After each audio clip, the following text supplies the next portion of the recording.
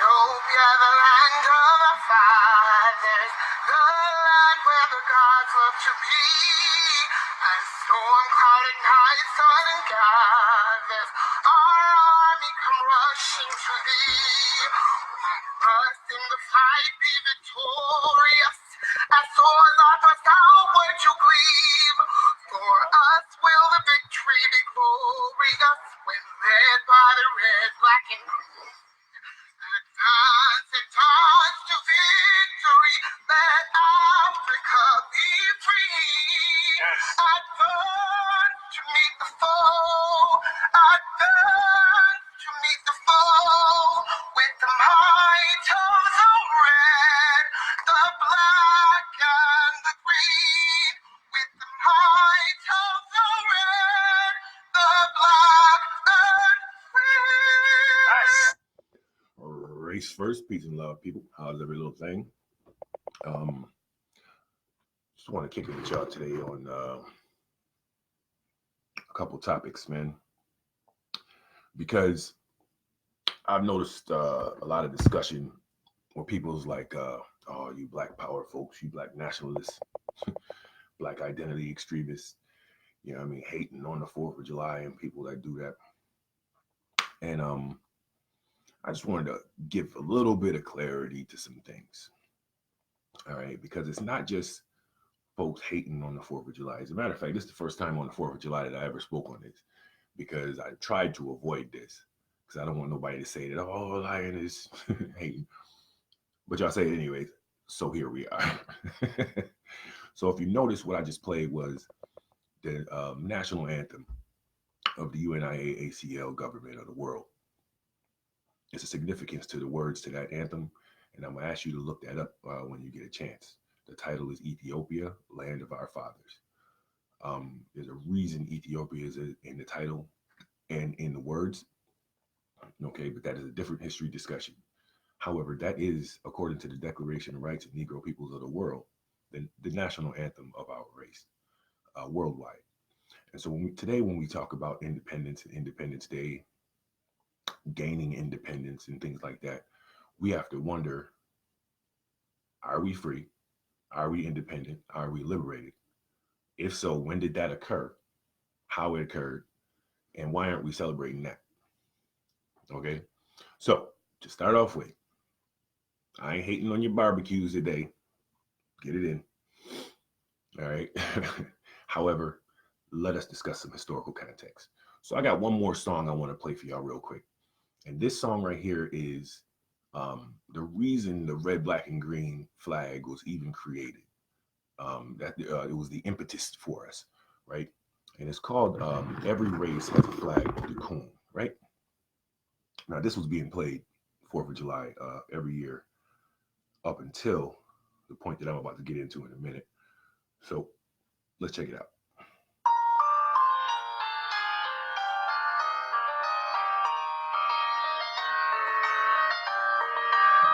See this. The leader of the Blackfield Club arose last Labor night and said when we were on parade today, I really felt so much ashamed I wished I could turn white, cause all the white folks marched with banners gay, just had to stand the German band. They waved their flag and played to walk them rhyme. The Scotch Brigade, each man arrayed in new black dresses, marched to Old Lang Syne. Even Spaniards and Swedes, folks of all kinds and creeds, had the banner except the coat alone. Every nation can brag about some kind of a flag. Why can't we get an emblem of our own? For Ireland has her harp and shamrock, England floats her lion boat, even China waves a dragon, Germany eagle gold. Bonnie's got the gloves of this own.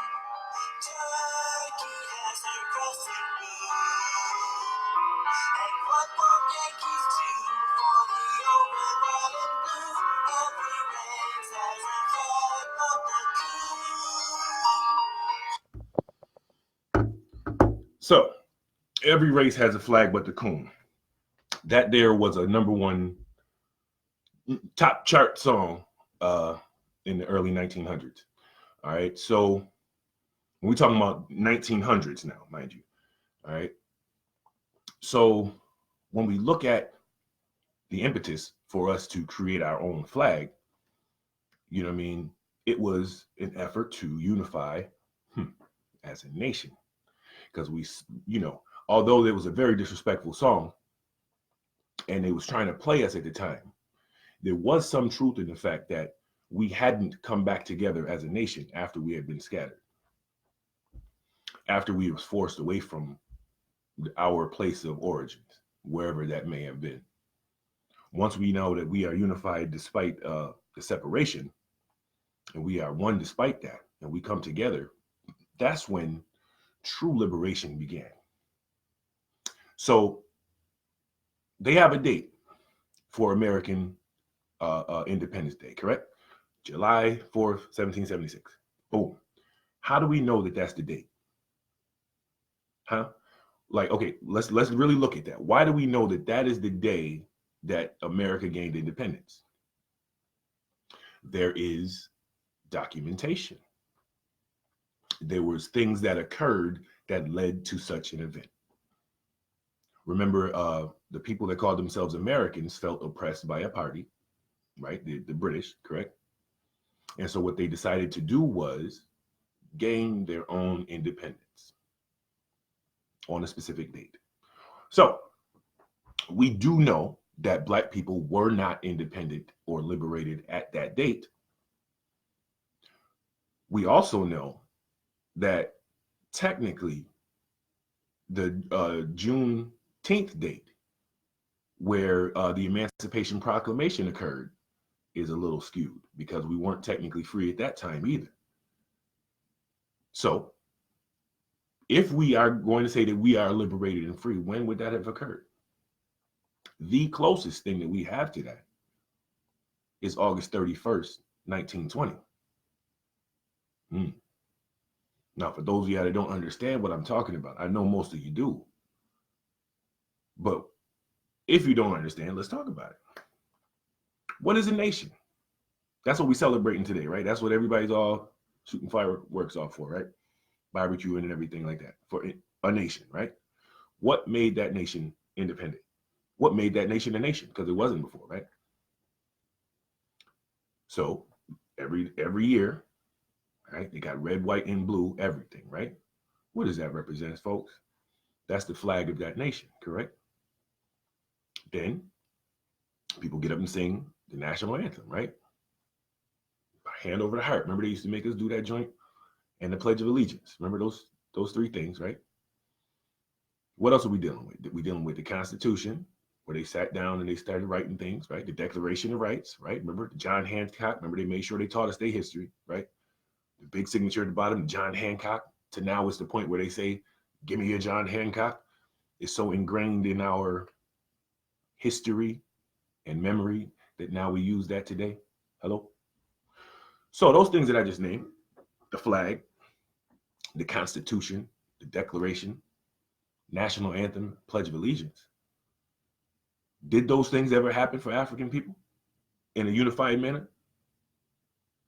I pose to you, yes. I suggest that it wasn't necessarily as aggressive and full frontal as some of the other revolutions were, but I can promise you that there's documentation of bloodshed. There's absolutely documentation of confrontation for the purpose of liberation, just like all of the other revolutions and liberations across the world. So did it happen?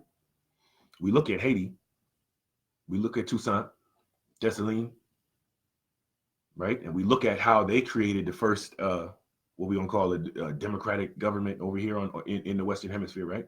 So we know that happened, right? We got dates for that. So when did us as a people, those of us in the diaspora, worldwide, link up? And again, I say to you, it was between the 31 days of August in 1920, where over 20,000 Africans the Revolutionary Army now, came together from over 40 different places around the world. Okay? Not just Black Americans, not just Black people from the continent. We have people worldwide. There's documentation of this. Just like there's documentation of the American Revolution, the Haitian Revolution, the Irish Revolution. What's occurring now? We're watching right now the discussion about Kamala Harris and IPAC or APAC, whatever, right? And the Jewish Revolution in their efforts to gain an independent state, nation. Huh? So when we're looking at history and we're talking about history, you know what I mean? Let us pause for a minute when you hear certain folks bring up things. Because just because it doesn't really fit with the way that you spent your money this week, you know what I mean, doesn't necessarily they're wrong. Doesn't necessarily mean that they're wrong. You feel me? Okay? You may not necessarily like the way that they bring the approach. But the reality of it is, July 4th, 1776, we were still slaves. The bombs bursting in air that's represented by the fireworks that you just bought. You know what I mean? We were the people that was carrying the bombs to the gunners. We was the front lines. We were the fodder for that war. So just remember, when you get to the part of the song where it said, the bombs bursting in air, right? That was a war that you're talking about. So all of you peaceful, oh, violence is not the answer. Remember that today. Remember that today. And the proof of which is Knucklehead over there about to have tanks and shit running down the streets and missiles.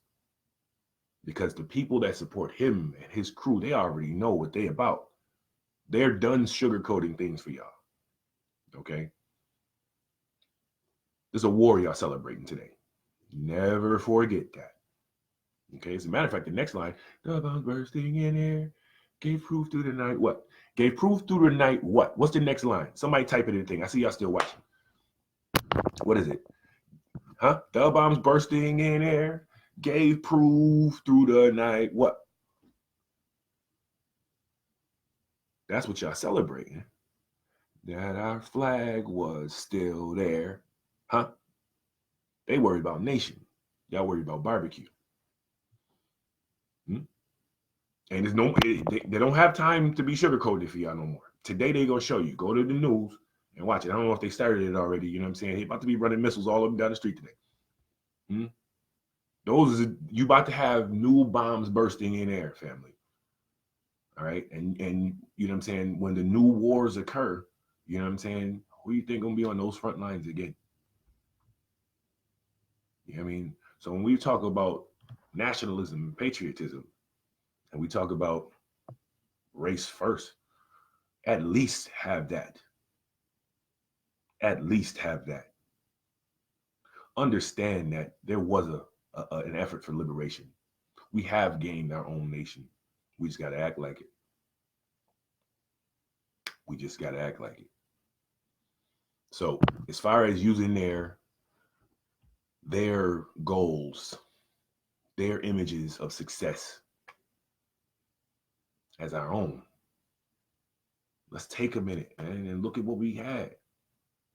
I'm talking about real successes. I'm not talking about play. I'm not talking about successes that further benefited the oppressor class.